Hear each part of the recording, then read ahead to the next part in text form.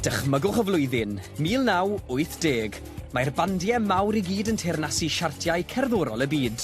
Blondie, Elton John, Michael Jackson, Queen.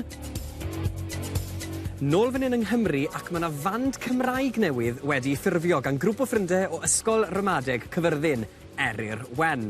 36 o flynyddoedd yn ddiweddarach ac mae'r grŵp wedi penderfynu dod nôl at ei gilydd ar gyfer cyngerdd un noson yn unig fan hyn yn Neuadd Bronwydd.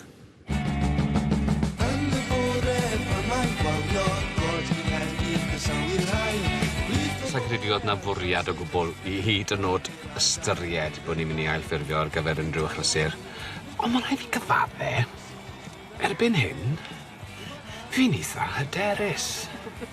Fi mor hyderus i fi'n mynd i gyfrannu 10 at yr elusen am bob nodyn anghywir i'w chwarae'r noson. O'n i eriod yn grŵp oedd yn berffeth, o'n i'n cael lot o hwyl, ond dyn ni wedi bod yn ymarfer a mae'r caneuon dyn ôl yn slow bach. Dyn ni'n dechrau, mae yna diwedd a mae yna canol gobeithio rwle rhwng nhw. So, na, fydd yn iawn. Wel, o ran llwyddiant y band, y llunyn mesur s'da fi yw bod recordiau Eryr Wen erbyn hyn yn gwerthu yn Amsterdam am 100 yr un.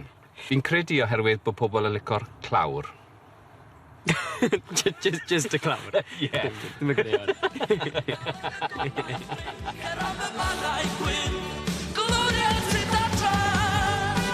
Ond mi gafodd y band dipyn o lwyddiant. Ym 1987 fe enillon nhw Can i Gymru gyda'r gân Gloria Turdadre.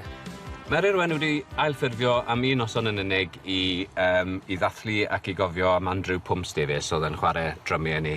Mae Andrew yn adnabyddus i nifer o bobl ar draws Cymru am nifer o'r symau fel i waith camera, fel cyfaill a rhywun oedd yn gefnogwr brwd o gymunedau cefn gwlad Gorllewin Cymru.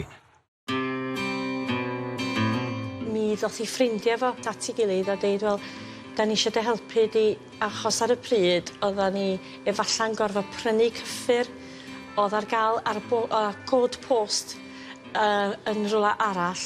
Yn anffodus, doedd y cyffur ddim yn cyfateb efo'r cancer oedd gynno fo. Oedd Andrew'n deud drwy'r amser, be bynnag sydd ar ôl o'r gronfa, dwi eisiau fo fynd i helpu bobl eraill.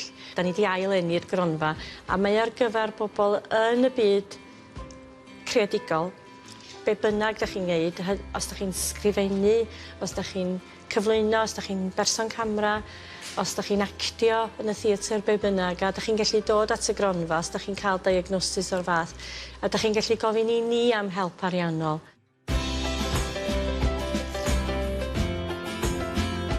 Bydd hi'n noson hwyliog, nostalgic iawn bydd, a bydd Andrew wrth ei godd.